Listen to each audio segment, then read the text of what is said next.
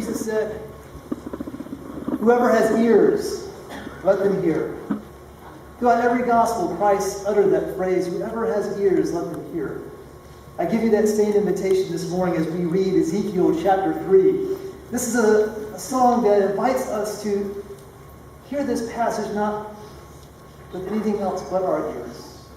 Pay attention to all the ways that the sense of hearing, that sound are incorporated into this passage this morning. And so now I invite you to hear this word of the Lord. He said to me, mortal, eat this scroll that I give you, and fill your stomach with it. And then I ate it, and in my mouth it was as sweet as honey. Then he said to me, mortal, go to the house of Israel and speak these very words to them. For you are not sent to a people of obscure speech and difficult language, but to the house of Israel. Not to many peoples of obscure speech and different language, whose words you cannot understand. Surely if I sent you to them, they would listen to you. But the house of Israel will not listen to you, for they are not willing to listen to me, because all the house of Israel have a hard forehead and a stubborn heart. See, I have made your face hard against their faces, and your forehead hard against their foreheads. Like the hardest stone, harder than flint. I have made your forehead. Do not fear them or be dismayed at their looks, for they are a rebellious house. He said to me, mortal, all your words that I speak to you, receive in your heart and hear with your ears. And then go to the exiles, to your people. Speak to them, say to them, thus says the God, whether they hear or refuse to hear. Then the Spirit lifted me up, and as the glory of the Lord rose from its place, I heard behind me the sound of loud rumbling. It was the sound of the wings of the living creatures brushing against one another, and the sound of the wheels beside them. That sounded like a loud rumbling. The Spirit lifted me up and bore me away. I went in bitterness in the heat of my spirit, the hand of the Lord being strong upon me. This is the word of God for all the people of God. Thanks be to God. Last weekend, Lindsay and I went to go see the movie First Man, starring Ryan Gosling. It's a movie about this guy named Neil Armstrong. He was in the NASA program, and he was on a quest to land on the moon. I give the movie 2.5 out of 4 stars. I mean, it was good, but it's about the moon landing. It should be hopeful and inspiring. That was the one thing the movie was missing. But I will say this, the movie was shot incredibly well. In fact, the most tense scenes, especially the part about the moon landing itself, and I'm so sorry, I'm spoiling the ending for you, but Neil Armstrong lands in the moon. At that moment, and I didn't know this in real life, but when he was landing on the moon, the module that was taking him there actually was beginning to run out of fuel, and they almost aborted the mission. And so as they're coming down the module and they're burning fuel like crazy, Neil Armstrong foresaw this coming. He was even asked before the mission, what's one thing you could do differently? He said, take more fuel. And so as they're coming down, there's this beautiful score playing in the background. And it's getting louder and more intense. And then Buzz Aldrin is yelling at him, watch the fuel. And the comms down at Houston are saying, watch the fuel. And then Neil Armstrong is just straight ahead, cool as a cucumber. He's got a plan. And then the sound of the movie really peaks right when they land on the moon. But when they land, when they touch down, it's silence. They open up that door to the module, and they look at the vast landscape of the moon. And because there's no sound in space, you couldn't hear anything. So they went from extreme noise to silence, and the only sound you could hear was the voice of Neil Armstrong. And they actually used his real voice in the movie. But that contrast between our world and the otherworldly, our world being bright and loud, and the moon being gray and silence, that contrast was beautiful. They used sound in that movie in a really beautiful way. Another movie I saw this year is A Quiet Place. How many of you saw that? I feel like the whole world saw that movie. I give it 3.5 out of 4 stars. That's a really good movie. And it's a great movie to watch for Halloween. Adults, you can watch Hocus Pocus with the kids, put them to bed, then pop in A Quiet Place. That's a good Halloween right there. But anyway, this movie is about monsters. Monsters have taken over the world, okay? And in this movie, the monsters can't see, they can only hear, right? And so, they can't see humans, but if you're making sounds, that's where they know to attack you. And then the first half hour of the movie is this family, learning to adjust. They show this family trying to live their life without making any noise. And it's interesting to see how they did that. And so for the first half hour of the movie is nothing but silence. And then there is this scene where John Krasinski and Emily Blunt, they're the parents in the movie, they're down in the basement, and he's listening to some headphones. You can't hear it out in the world. And she comes down and he gives her one of them, and they begin listening to music together. It's really the first time sound was used in the whole movie. And when they hear, they don't hear Neil Armstrong landing on the moon, they hear Neil Young playing Harvest Moon. And so that's a beautiful song, and it's made all the more beautiful because 30 minutes of silence preceded it. They used sound so beautifully in that movie. But in order for sound to be effective in movies, sometimes you have to have moments of silence. You have to push all the other sound away to hear the sound that matters most. Scientists say that sound in our world, and there's so many sounds in our world that people call it noise pollution, but particular sounds in general can have a reaction in our body and in our mind. It's like, most of us here have an alarm, and you know that sound really well, right? But if you hear that sound at work, someone else's phone goes off. If I hear the sound of my wife's alarm out in the world, my body changes. My mind changes. My adrenaline gets up, and I'm ready to go to work. And that's the impact that sound can have on us. It's even been proven that for those of us who work in open offices where there's no walls and everyone's working in just one large room, that you are actually going to be a third less productive than those who work in an actual office with walls and a door. Because all of that sound, all of that noise impacts our productivity. I have an app on my phone that's proven very useful in churches because I go on a lot of retreats and I go on a lot of trips, and I often use this in order to drown out noise. Those who store in our church, I won't call out any names, John West, but it's helpful. It's helpful to have. And so when you plug it in this app and you begin to hear sounds of nature, there's one sound in particular I always gravitate towards. See if you can hear this. Yeah. It's the sound of birds chirping, right? This has been proven to be very soothing to humans because when birds chirp, it's usually because they're in a safe space. They're secure. And so when humans hear that, we're conditioned to hear that when birds chirp, we too are in that safe space. We too. And so we fall asleep to birds chirping because we understand that we are safe. We are comfortable. But in a different way, there are also other sounds that provoke different responses. And I listen to a lot of classic rock on the radio. And I've rocked out many times in Mason Loop Road here. But there's one song in particular that really gets me jazzed up. And see if you recognize just the first note of this song. Now look, if you're a youth, then you probably don't know that. But if you're a baby boomer, who is that? It's the Who? It's the Who, right? Yeah. It is not the theme song to CSI Miami. No. This is from an actual band called The Who, and it's an 8-minute rock and roll anthem. And when I'm in my car and I hear that first note, just that one note, my ears tell my body to crank it up because we are about to rock in this Prius, all right?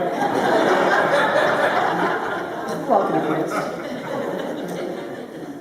There is sound in space, scientists say. You can't hear it with the naked ear, but there are lots of sounds in space. And we find that sound scientists find this sound by dissecting radio waves and converting it into actual sound. In fact, we actually know what the sun sounds like. And you can go online right now and hear it. To me, it sounds like a raging river, but you're standing back from a distance. We know what Jupiter sounds like. Jupiter sounds like thousands of little pops going off simultaneously, constantly, all at the same time, just these little pops all the time. And these are the sounds of the heavens, the sounds of the otherworldly. In 1876, Alexander Graham Bell and Thomas Watson were developing the first telephone. They were in Boston, and they took a half-mile long cable and they stretched it out across the city over rooftops. And when they did, they began to hear for the first time their voices in the other ends, the first sign of the telephone. But unintentionally, this long half-mile wire became kind of the first unintentional antenna. And it began to capture all of these sounds, these crackles, hisses, pops, and chirps. And some of it was sounds of nature, but some of it was sounds of the otherworldly. And in fact, one sound in particular was actually the winds of the solar waves coming. And Thomas Watson, he had this theory that he was listening to the sun, and indeed he was hearing the sun for the very first time. Less than 100 years later, at Bell Labs, which is kind of originated from these two scientists, there were two more scientists who developed this huge antenna, and they were trying to pinpoint the radio waves that were coming from certain stars in the Milky Way galaxy. And every time they encountered a radio wave, they could tell you exactly which planet it came from. But then they found a sound that they could not pinpoint. It was coming from everywhere. They couldn't figure out what it was until eventually they realized that it was the oldest sound in the world. It's the sound of the cosmic radiation left over from the creation of the universe. Some would call this the first experimental evidence of the Big Bang Theory. But it's the belief that the universe was created in a moment, that it was spoken into existence. That's why many Christians believe in the Big Bang Theory. And so the sound that they were hearing was the sound of God creating the world. And it's recorded. You can actually hear that sound. And you know what it sounds like? It sounds like a mighty rushing wind. Similar to what we hear in Acts 2 at Pentecost. We can hear things from the heavens if we're tuning our ears the right way. If we are tuning our ears the right way. You may not have heard of Father Greg Boyle, and it's probably because he lives out in Los Angeles, but it doesn't mean that he's not doing great things. He is the founder of Homeboy Industries. It's America's largest and greatest gang rehabilitation ministry. And what they do is they take people who grew up in gangs and who are trying to get a new start. Many of them have been in prison, and they bring them into Homeboy Industries, and they teach them a skill, a way that they can be productive in life. And then oftentimes those skills are used within ministries from this center. And so there's a Homeboy bakery. There's a Homeboy cafe. There's a Homeboy restaurant. Former gang members who used to be shooting at each other on the streets are now working side by side together, baking cakes. It's really a beautiful, beautiful thing. Well, Father Greg Boyle tells a story of how this began. And I've heard it many times, but he tells it the best. He said that in the early 90s, just shy of 30 years ago, he met a former gang member who had just gotten out of jail. It was just a chance encounter. And this gang member had something of a tattoo that went right across his head. It was almost like a banner going right across his head, a very loud, very noisy tattoo. It was 3 simple words. And the words were, fudge the world. But it wasn't fudge. You get it, right? And that was what was tattooed across his forehead. And he lamented to Father Greg Boyle. He said, for some reason, I'm really having a hard time finding a job. Father Boyle said, yeah, that's so. And so he beyond that very loud tattoo, and if we saw someone with that tattoo at Aldi's or at the food line at Monkey Junction, that would be all that we would hear, right? That very loud tattoo that's drowning out everything else. But Father Boyle heard through that loud message, he heard a different kind of noise. His ears were tuned a little bit differently. He heard the voice of God calling to him to help this young man. He said he found a doctor, and slowly but surely they began chipping away at that tattoo slowly.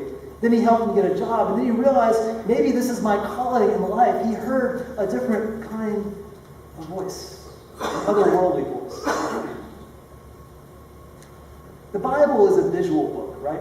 It's very descriptive. It invites us to see things. When Christ is healing people, he does so by healing their eyes, right? He heals a lot of blind people, which is why Ezekiel 3 is so unique. Ezekiel 3 is not about sight, it's about sound. People are talking, they say, listen, speak, listen to the sounds. And at the end of the vision that Ezekiel has, this incredible vision, this divine vision, Ezekiel says, I can hear the brush of angels' wings.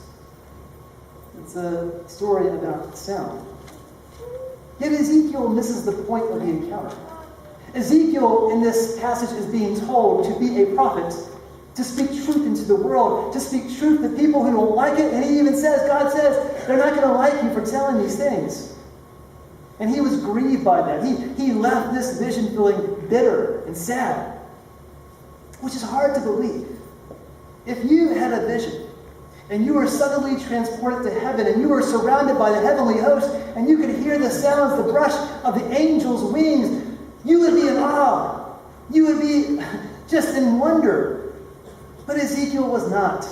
He was grieving the things that he had to do for God. And we often misinterpret this passage. This passage is not about things that we do for God. It's about being with God, being in God's presence. And he missed it. He missed the whole point of the experience.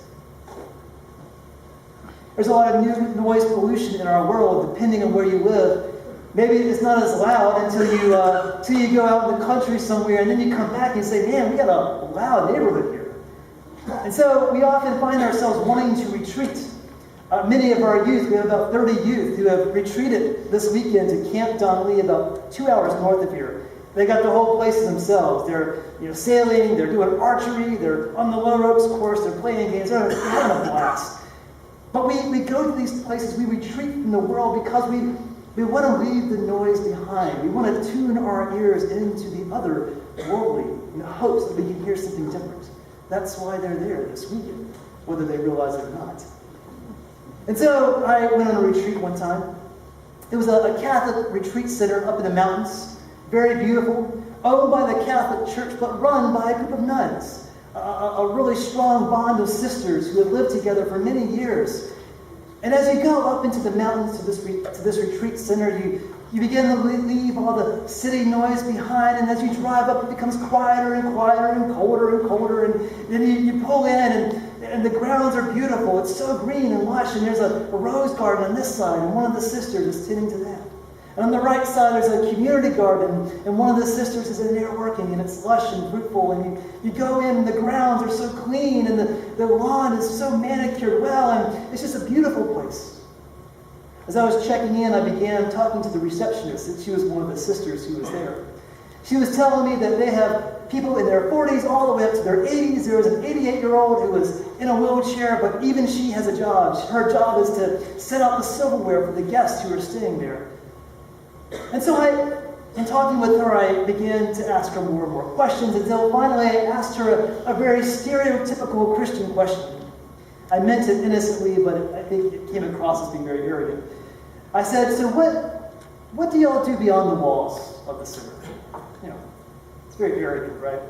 As though you're not really living for Christ unless you're reaching out beyond the walls, And so she said, and her answer was much better than my question. She said, sir, you misunderstand what we do here.